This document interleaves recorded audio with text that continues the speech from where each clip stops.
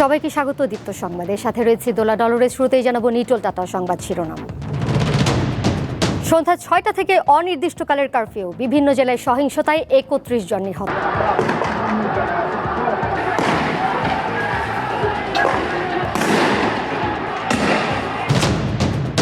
সরকার পতনের এক দফা আন্দোলনে উত্তপ্ত ঢাকা, বিক্ষোভ ভাঙচুরে আহত অনেকে। আন্দোলনকারীদের উপর গুলি না চালানোর নির্দেশনা চেয়ে করা রিট হাইকোর্টে খারিজ।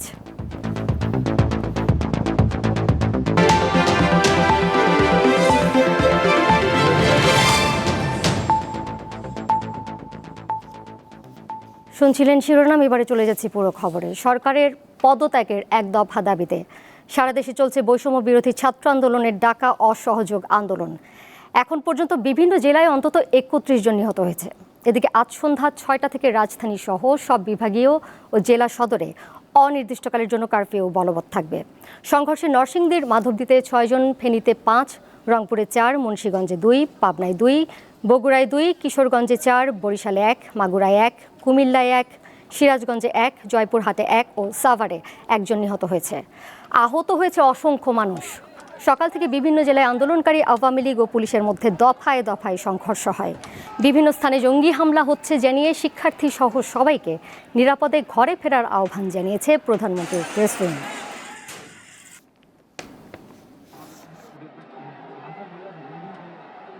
রাজধানীর শাহবাগ এলাকায় এই মুহূর্তে রয়েছেন সহকর্মী নাজমুল হোসেন। সেখানকার পরিস্থিতি জানতে টেলিফোনে যুক্ত হচ্ছি তার সাথে। নাজমুল, সকাল থেকেই তো আন্দোলনকারীরা সেখানে জড়ো হয়েছেন, অসহযোগের ডাকও দিয়েছেন সকাল থেকে। আন্দোলনের এই মুহূর্তের পরিস্থিতি আমাদেরকে জানাবেন।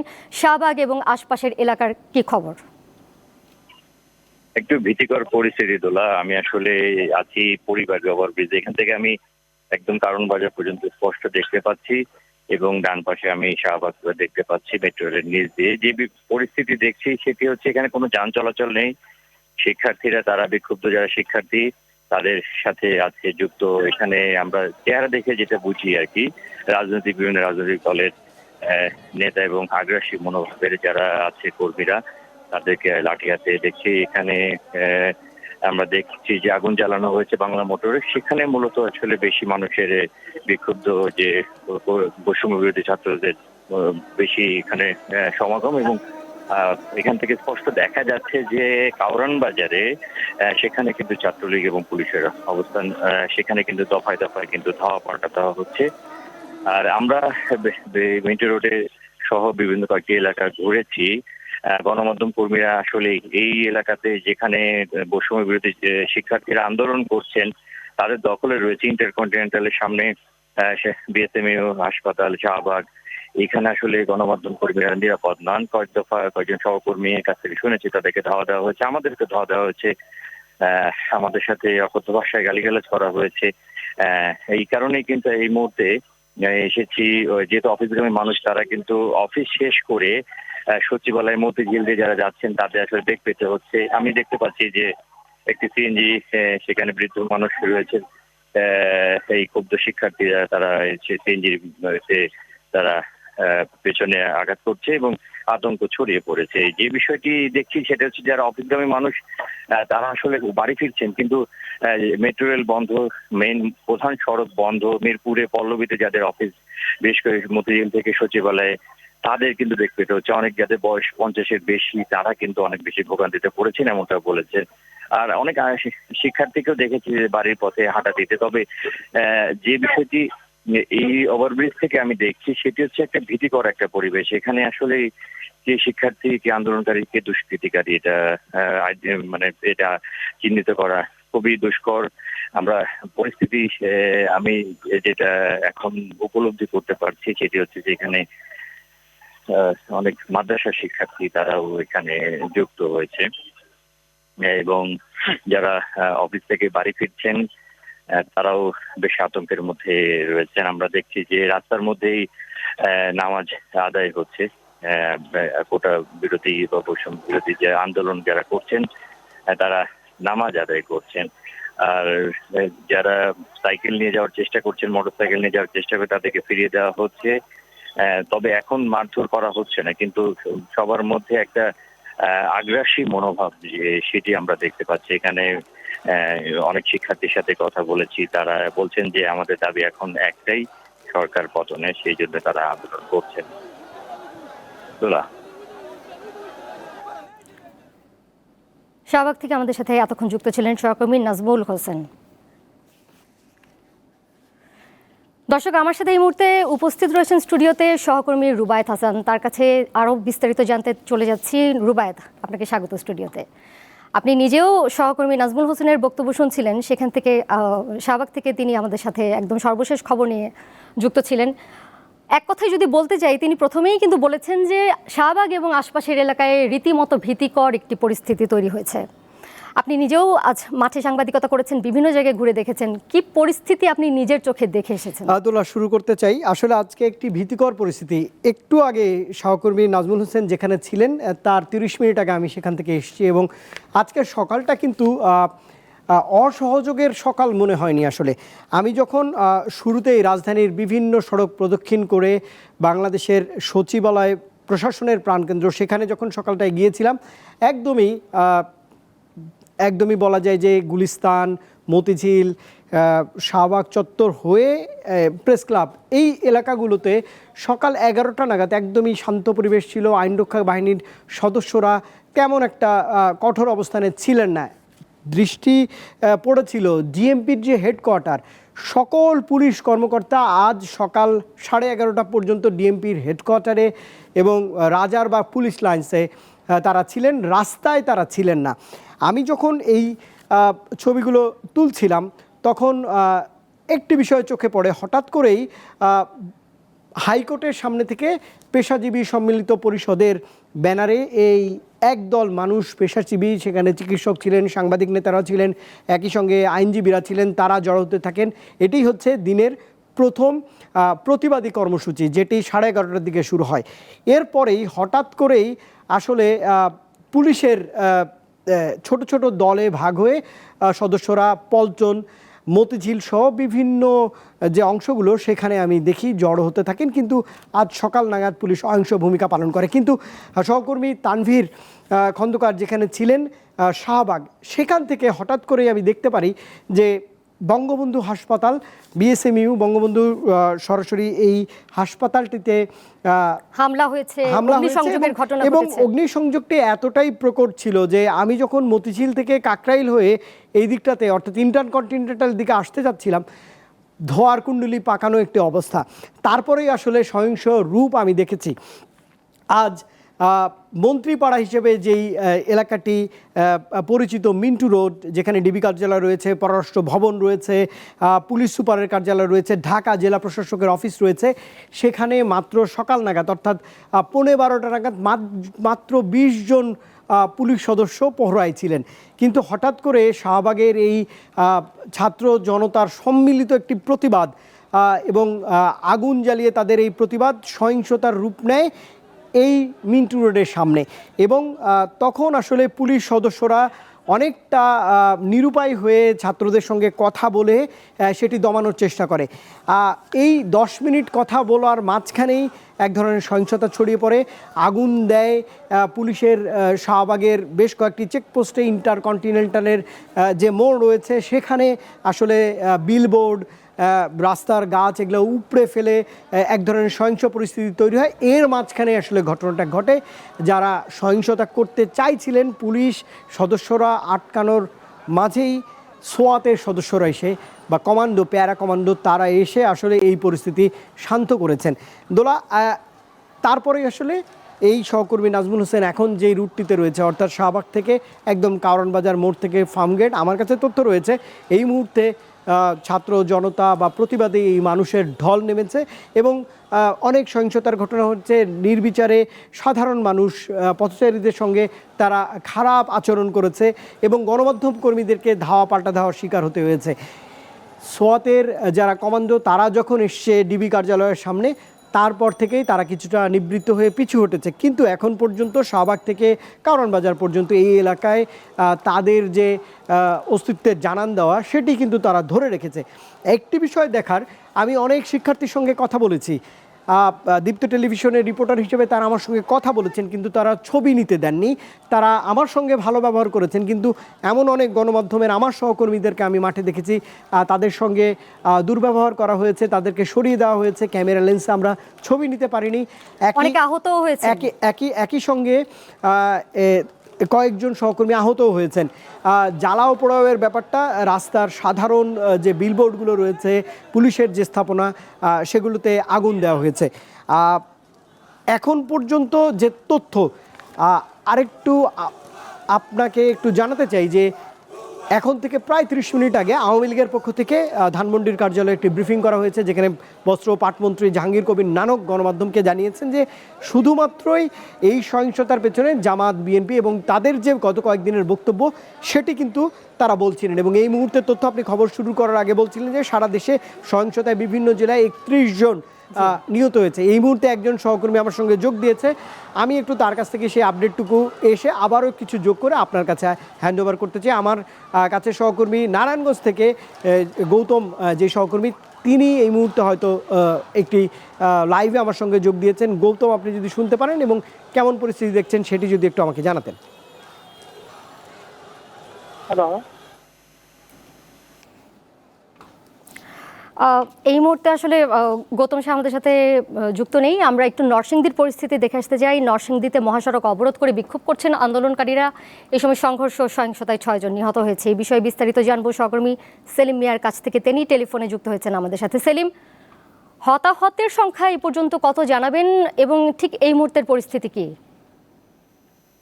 দুলা, আমি এখন নরসিংদীর মাধবদীতে আছি। গত সকাল 11টা থেকে ঢাকা সিলেট মহাসড়ক কয়েক হাজার লোকে ঢাকা সিলেট মহাসড়ক তারা অবরোধকারীরা বসে পড়েছিল। এর মাঝখানে আওয়ামী লীগের একটি গ্রুপ তারা তাদেরকে প্রতিরোধ করার জন্য রেডি হচ্ছিল। মাধবদী ইনস্টিটিউশন ভিতরের মাঠ থেকেই ফাঁকা গুলির শব্দ বা ফাঁকা একটা শব্দ শোনার পর এই আন্দোলনকারীরা তারা ছুটে যায়, ওই তাদেরকে গ্রাউ করে রাখে। এই গ্রাউ করার পরেই তারা ওইখান থেকে ফাঁকা গুলি ছুড়লে একজন শাহিন নামে একজন গুরুতর আহত হয় আন্দোলনকারীরা। এরপর তাকে ঢাকা মেডিকেল ঢাকা মেডিকেল মুমূর্ষু অবস্থায় ঢাকা মেডিকেল নিয়ে যায়। পরবর্তীতে তারা উপজেলা চেয়ারম্যান আনোয়ার হোসেন কমিশনারের তার কার্যালয়ে তারা ভাঙতে গেলে ওইখানেও একটা ভীতিকর পরিস্থিতির সৃষ্টি হলে বা তারা ফাঁকা গুলি করলে ওই যারা গুলি করছে তাদেরকে ধরে নরসিংদী মাধবদী বড় মসজিদের অজুখানার মাঝখানে তাদেরকে পেয়ে 6 জনকে কুপিয়ে ছেঁটিয়ে তাদেরকে হত্যা করে। এর মধ্যে যেই সম্ভাব্য 6 জনের নাম আমি জানতে পেরেছি সেটা হলো চরদিগন্দি ইউনিয়নের চেয়ারম্যান, বর্তমান চেয়ারম্যান দেলোয়ার হোসেন শাহিন, তারপরে কামাল শ্রমিক লীগ নেতা, দেলোয়ার হোসেন বর্তমান উপজেলা চেয়ারম্যানের ছোট ভাই, নাসিমনির শ্রমিক লীগ নেতা, তারপরে আনিসুর রহমান শ্রমিক লীগ নেতা। এই নামটি আপাতত সম্ভাব্য নাম হিসেবে আমি পেয়েছি। তাদেরকে পরবর্তীতে পোস্টমর্টমের জন্য তারা দীর্ঘ সময় অজুখানাতে পড়েছিল, কিন্তু কোনো লাশ, শত শত মানুষ লাশ দেখছে কিন্তু কেউ লাশের পাশেও যায়নি। পরবর্তীতে আবার মাধবদী পৌরসভায় আবার আগুন দেওয়ার পর এখন পর্যন্ত আগুন জ্বলছে। কোনো ফায়ার সার্ভিস, পুলিশ কেউই আসে নাই। এই আন্দোলনকারীরা প্রথমে যাইতেছিল মাধবদী থানা এলাকায়, কিন্তু থানার কর্তৃপক্ষ বলছে যে আপনারা আপনাদের অবস্থানে থাকেন, আমরা আমাদের অবস্থানে। নরসিংদী থেকে যুক্ত ছিলেন সহকর্মী সেলিম মিয়া।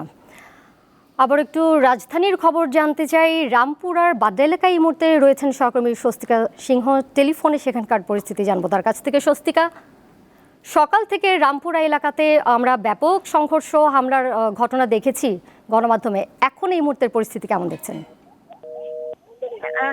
এই মুহূর্তে আমি আসলে যে জায়গাটিতে রয়েছি এখানে হচ্ছে বাড্ডা রামপুরা বাংলাদেশ টেলিভিশনের মাঝামাঝি একটা অবস্থানে, এবং এখানে হচ্ছে সকাল থেকে যে অবস্থা ছিল এখন তার ভিন্ন চিত্রই দেখা যাচ্ছে। কারণ এখানে এখন জায়গাটাতে পুরা যারা শিক্ষার্থীরা রয়েছে আন্দোলনরত তারা অবস্থান করছে, এবং তারা দুই সাইডের যে রাস্তা, সেই রাস্তাটা তাদের দখলে, এবং কোনো যানবাহন, রিক্সা বা অটো রিক্সা বা গাড়ির তো প্রশ্নই আসে না, কোনো কিছুই তারা যেতে দিচ্ছে না। এবং এখানে তারা শান্তিপূর্ণভাবেই অবস্থান করছেন। তবে আপনাকে একটু জানিয়ে রাখি, আমরা এখানে আসার পর আমরা দেখেছি যে এখানের ঠিক এই রাস্তার যে সিসি ক্যামেরাগুলো রয়েছে, তারা কিন্তু সেগুলা ভেঙে দিয়েছেন। এবং তারা এখানে যেসব গাড়ি আসছে, আমরা দেখেছি যে সরকারি একটি গাড়ি, একজন কর্মকর্তার গাড়ি আসতে চাচ্ছিল, তারা কিন্তু সেই গাড়িটি যেতে দেয়নি। তারা খুব শান্তিপূর্ণভাবে কিন্তু গাড়িটি ফিরিয়ে দিয়েছে। এবং এই রাস্তাতে এখন আসলে অফিসের শেষ সময়, অফিস গামী যাত্রীরা যেমন যাচ্ছেন, সেই যাত্রীদের যেমন ভিড় রয়েছে, পাশাপাশি কিন্তু এখানে সাধারণ জনতা রয়েছে, শিক্ষার্থীদের সাথে কিন্তু তাদের বাবা মারাও আমরা দেখতে পাচ্ছি, গার্জিয়ান আছে, আবার উৎসুক যে এলাকাবাসী তারাও কিন্তু রয়েছেন। তবে এই জায়গাটিতে কিন্তু আমরা কোনো আইন শৃঙ্খলা বাহিনীর সদস্যদের আমরা দেখতে পাইনি, এবং রামপুরা পর্যন্ত তারা পুরো রাস্তাটাই বন্ধ করে রেখেছে। এবং এই যে জায়গাটিতে কোনো আইন শৃঙ্খলা বাহিনীর সদস্যদের তারা খুবই দূরে অবস্থান করছে, যেটা আমাদের দৃষ্টি সীমানার বাইরে। তবে এখানে রয়েছে তারা কিন্তু শান্তিপূর্ণভাবেই আন্দোলন এখানে অবস্থান করছে। এবং যারা অফিসগামী যাত্রীরা রয়েছে, কারণ কিছু কিছু যাত্রীরা রয়েছে বাইকে যাচ্ছে, তারা কিন্তু তাদের পরিচয় দেখে যারা যদি মনে করে যে না ঠিক আছে, সেই ক্ষেত্রে তারা ছেড়ে দিচ্ছে। এখনো পর্যন্ত এখানে যারা শিক্ষার্থীরা রয়েছে তাদের মধ্যে মাঝে মাঝেই আমরা দেখছি যে রোডের লাইট গুলো যেমন তারা নষ্ট করছে, আবার যে সিসি ক্যামেরা যে ফুটেজ আছে সেটি নষ্ট করছে। এবং এই মুহূর্তে কিন্তু আপনার যে দুইটা কিন্তু একটি দল কিন্তু বাংলাদেশ টেলিভিশনের ওই সাইড থেকে আসছিল, আবার একটি দল কিন্তু ঠিক বাড্ডার এইদিকে অবস্থান করছিল। এবং সেই তাদের যে ঐক্যমত, সেই ঐক্যমতে কিন্তু এখন এখানে মিছিল চলছে। এবং তাদের যে মিছিল স্লোগান, সেই স্লোগানে কিন্তু সকাল থেকে এই বিকেল পার হয়ে যাওয়ার পরেও কিন্তু এই যে আরেক দল শিক্ষার্থীরা এদের সাথে এসে যুক্ত হলো। এবং এই সময়ের সাথে সাথে কিন্তু এখানে শিক্ষার্থীরা আসা শুরু করছে, যুক্ত হচ্ছে। মানে আমরা যেটা সাধারণত দেখে থাকি যে বিকাল পার হলে বা তাদের যে অবস্থানটা শিক্ষার্থীদের অবস্থানটা একটু কম হয়ে যায়, বাট এখানে কিন্তু আমরা সেটা দেখতে পাচ্ছি না। এখানে কিন্তু সময়ের সাথে সাথে শিক্ষার্থীরা আরো যুক্ত আসছে এবং তারা এখানে মিছিল স্লোগানে পুরো রাস্তাটাই এখন এই বাড্ডা রামপুরার যে মোড়, এই সম্পূর্ণটা তাদের দখলে রয়েছে। এবং তারা শান্তিপূর্ণভাবে এখানে অবস্থান করছে। দোলা, এই ছিল বাড্ডা রামপুরার মোড় থেকে আমার কাছে সর্বশেষ তথ্য। স্বস্তিক, আপনাকে ধন্যবাদ। পুলিশের প্রাণঘাতী গুলি ছোড়া বন্ধ ও বৈষম্য বিরোধী ছাত্র আন্দোলনের 6 সমন্বয়কের ডিবি অফিস থেকে মুক্তির বিষয়ে করা পর্যবেক্ষণ সহকারে খারিজ করে দিয়েছে হাইকোর্ট। বিচারপতি মোস্তফা জামান ইসলাম ও বিচারপতি এস.এম. মাসুদ হোসেন দোলনের সমন্বয়ে গঠিত বেঞ্চ রবিবারে আদেশ দেন। পর্যবেক্ষণে আদালত বলেছে, কেউ আইন লঙ্ঘন করলে পুলিশ বা আইন প্রয়োগকারী সংস্থার রাবার বুলেট, কাঁদানে গ্যাস ও তারপর প্রাণঘাতী গুলি ব্যবহার করতে পারে। তবে যদি আইন লঙ্ঘন না ঘটে বা কোনো দাঙ্গা না হয়, তাহলে প্রাণঘাতী গুলি ব্যবহার করা যাবে না। এক্ষেত্রে পুলিশকে যথাযথ আইন মেনে চলতে হবে বলে পর্যবেক্ষণে বলেছে আদালত। পর্যবেক্ষণে আরও বলা হয়, দায়িত্ব পালনের ক্ষেত্রে অতি প্রয়োজনীয় হলে আইন প্রয়োগকারী সংস্থাগুলো বল প্রয়োগ করতে পারে। সাম্প্রতিক সহিংসতাকে কেন্দ্র করে গত 29 জুলাই হাইকোর্টে রিট করেন সুপ্রিম কোর্টের 2 আইনজীবী। 29 ও 30 জুলাই রিটের ওপর শুনানি হয়। ডিবি অফিসে আটক রাখা 6 সমন্বয়কে আগেই ছেড়ে দেওয়া হয়েছে। ফলে রিটটি অকার্যকর হয়ে যাওয়ার কথা জানায় আদালত। 127 থেকে যে বিধানগুলো রয়েছে সেখানে, এবং পিআরবি যেটা আছে, পুলিশ রেগুলেশন অফ বেঙ্গল, তো যে বিধানগুলো আছে সেই বিধানগুলো, অর্থাৎ এখানে যেগুলো আছে যে তারা লেথাল আর্মস, তারা ফায়ার আর্মস এগুলো ইউজ করতে পারবে যদি প্রয়োজন হয়, সেগুলো তারা করতে পারবে। তো বলছে এটা করার সময় তারা যেন সতর্কতা তারা যেন এটা আইন অনুযায়ী এটা করতে পারবে, আইন যেন মেনটেন করে। এটা সংবাদের প্রথম অংশে জানিয়েছে যে আমার সাথে শুরু থেকেই স্টুডিওতে উপস্থিত রয়েছেন সহকর্মী রুবায়েত হাসান। তার কাছে আবারও ফিরছি আলোচনায়। রুবায়েত, যদিও কারফিউ আজ রাত 9টা পর্যন্ত শিথিলের কথা বলা হয়েছিল, তারপরও বিকেলবেলা আমরা বিজ্ঞপ্তি পেয়েছি যে সন্ধ্যা 6টার থেকে কার্যকর সারা দেশে কারফিউ এবং অনির্দিষ্টকালের জন্য সেটি চলবে। একই সাথে কিন্তু শিক্ষার্থী এবং অভিভাবক যারা রয়েছেন রাজপথে, তাদেরকে ঘরে ফিরে যাওয়ার অনুরোধ করা হয়েছে। প্রধানমন্ত্রী প্রেস উইং একটি বিজ্ঞপ্তি প্রকাশ করেছে। এই নিয়ে নিশ্চয়ই আপনার কাছে আরও বিস্তারিত তথ্য। নিশ্চয়ই। এই মুহূর্তে আমি যেমনটা বলছিলাম, জাহাঙ্গীর কবির নানক 30 মিনিট আগে ব্রিফিং করেছেন আওয়ামী লীগের পক্ষ থেকে মোহাম্মদ আলী আরাফাত, তথ্য প্রতিমন্ত্রী, তিনিও ব্রিফিং করেছেন। তিনি বলছেন যারা নাশকতা করছেন এবং সরকারের তরফ থেকে জানানো হচ্ছে যে বিভিন্ন জঙ্গি কর্মকাণ্ড দিনব্যাপী সংঘটিত হচ্ছে, যে এখনও চলমান রয়েছে। তাই সে কারণে আপনি দেখবেন গত রাত 11:15 নাগাদ ব্রিফিং করেছিলেন স্বরাষ্ট্রমন্ত্রী আসাদুজ্জামান খান কামাল। সেটি সচিবালয় হয়েছে। তিনি বলেছিলেন ঢাকা, গাজীপুর, নরসিংদী সহ 4 জেলায় আজ সকাল 6টা থেকে রাত 9টা পর্যন্ত কারফিউ শিথিল থাকবে। কিন্তু আজকের দিনের যে পরিমণ্ডল, এখন পর্যন্ত 31 জনের প্রাণ গেছে সারা দেশ জুড়ে, সেটি হবার কারণেই কিন্তু দেখা যাচ্ছে যে সন্ধ্যা 6টা থেকে অনির্দিষ্টকালের কারফিউ জারি করা হলো। আমি কিন্তু সকাল থেকে দুপুর পর্যন্ত সেনাবাহিনীর যে সদস্যদের টহল রাজধানীতে খুবই সীমিত সংখ্যক দেখেছি। আরেকটি তথ্য দিয়ে আপনাকে শেষ করতে চাই, সেটি হচ্ছে নগরের যে সকল স্থাপনা এবং সরকারি স্থাপনার দেয়াল রয়েছে তাতে কিন্তু বিভিন্ন প্রতিবাদী গ্রাফিতি আঁকা হয়েছে এবং সেই গ্রাফিতির ভাষাতে সরকার বিরোধী বিভিন্ন ধরনের স্লোগান এঁটে দিয়েছেন, লিখে দেওয়া ছিল সেই দেয়ালগুলোতে। এবং সকাল থেকে আমি দেখেছি যে সেই দেয়ালগুলো বিভিন্ন রং মিস্ত্রি থেকে শুরু করে প্রশাসনের কর্মচারীদের দিয়ে সেই দেয়াল লিখনগুলো মুছে ফেলা হয়েছে প্রশাসনের পক্ষ থেকে।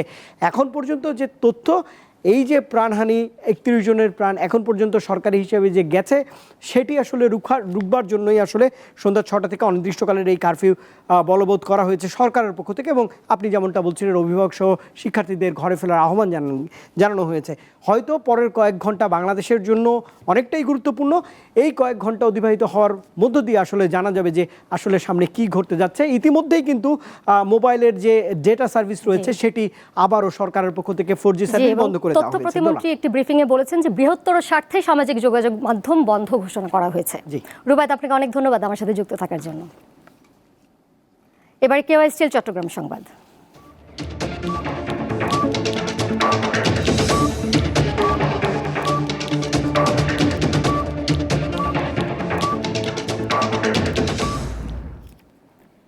চট্টগ্রামে অস্থিরতা বিরাজ করছে। নগরের কাজীর দেউরি মোড় থেকে সর্বশেষ পরিস্থিতি জানাচ্ছেন সহকর্মী রুনা আনসারি। বৈষম্য বিরোধী ছাত্র আন্দোলনের আজকে যে কর্মসূচি, সেটি সকাল 10টা থেকে তারা চট্টগ্রামের নিউ মার্কেট চত্বরে অবস্থান কর্মসূচি ছিল এবং অসহযোগ আন্দোলন চলছে। সকালের পরপর তাদের অবস্থানের পরপর নিউ মার্কেট চত্বরে আওয়ামী যুবলীগ এবং ছাত্রলীগের নেতাকর্মীরা তারা সেখানে অবস্থান নেওয়ার চেষ্টা করেন এবং সেখান থেকে বৈষম্য বিরোধী ছাত্রদের সাথে আওয়ামী যুবলীগ, ছাত্রলীগ এবং পুলিশের ত্রিমুখী সংঘর্ষের পর সেখান থেকে শিক্ষার্থীরা, বৈষম্য বিরোধী আন্দোলনের শিক্ষার্থীরা তারা সেখান থেকে সরে যায় এবং এই মুহূর্তে তারা অবস্থান নিচ্ছে চট্টগ্রামের ওয়াসার মোড়ে এবং নগরীর রিয়াজউদ্দিন বাজার, তামাকুন্ডি লেনে তাদের অবস্থান রয়েছে বলে আমরা জেনেছি। এই মুহূর্তে কাজীরডোরি মোড়টিতে অবস্থান আছে আওয়ামী যুবলীগ, ছাত্রলীগের নেতাকর্মীরা। নিউ মার্কেট চত্বর তাদের অবস্থান রয়েছে আওয়ামী যুবলীগ, ছাত্রলীগের নেতাকর্মীরা। এছাড়া চট্টগ্রামের বিভিন্ন গুরুত্বপূর্ণ জায়গাগুলোতেও কিন্তু আওয়ামী যুবলীগ, ছাত্রলীগের তারা নেতাকর্মীরা অবস্থান আছেন এবং বৈষম্য বিরোধী ছাত্র আন্দোলনের যারা রয়েছেন সমর্থকরা তারা রয়েছেন ওয়াসার মোড়ে, রিয়াজউদ্দিন বাজার এবং আন্দরকিল্লা হয়ে তারাও বিভিন্ন জায়গায় অবস্থানে আছেন। সকাল থেকে বিভিন্ন জায়গায় থেমে থেমে ত্রিমুখী যে সংঘর্ষ, সেটি বিভিন্ন জায়গায় এখনো পর্যন্ত চলছে। তবে পুরো শহর জুড়ে কিন্তু থমথমে অবস্থা বিরাজ করছে। সাধারণ মানুষের ভিতরে ভয়ভীতি কাজ করছে এবং সাধারণ মানুষ বলছে এই পরিস্থিতি থেকে কিভাবে তাড়াতাড়ি পরিস্থিতি থেকে রেহাই পাওয়া যায় বা এই পরিস্থিতির সমাধান যত দ্রুত সম্ভব সমাধান করার জন্য সংশ্লিষ্টদের দৃষ্টি আকর্ষণ করেছেন। এবং সাধারণ যারা শিক্ষার্থীর পরিবার, অভিভাবক রয়েছেন তারা বলছেন তাদের ছেলেমেয়েরা যেন নিরাপদভাবে আসলে ঘরে ফিরতে পারে বা নিরাপত্তা নিশ্চিত করা হয়, সে বিষয়েও কিন্তু তারা সংশ্লিষ্টদের দৃষ্টি আকর্ষণ করেছেন। তো পুরো নগর জুড়ে কিন্তু এখন একদিকে আওয়ামী যুবলীগ, ছাত্রলীগের নেতাকর্মীদের অবস্থান, অন্যদিকে বৈষম্য বিরোধী ছাত্রদের অবস্থান, সব মিলিয়ে পুরো নগরে কিন্তু দুটো দলে কিন্তু এখন বিভক্ত হয়ে পুরো নগরকে তাদের অবস্থানে রেখেছেন। তো চট্টগ্রামের এই ছিল আমার কাছে সর্বশেষ তথ্য। আমরা দেখলাম চট্টগ্রামের পরিস্থিতি এবং এর সাথে শেষ করব দীপ্ত সংবাদ। যাবার আগে নিটোল টাটা সংবাদ শিরোনাম জানিয়ে দেবো আরও একবার। সন্ধ্যা 6টা থেকে অনির্দিষ্টকালের কারফিউ, বিভিন্ন জেলায় সহিংসতায় 31 জন। সরকার পতনের এক দফা আন্দোলনে উত্তপ্ত ঢাকা, বিক্ষোভ ভাঙচুরে আহত অনেকে। আন্দোলনকারীদের ওপর গুলি না চালানোর নির্দেশনা চেয়ে করা রিট হাইকোর্টে খারিজ।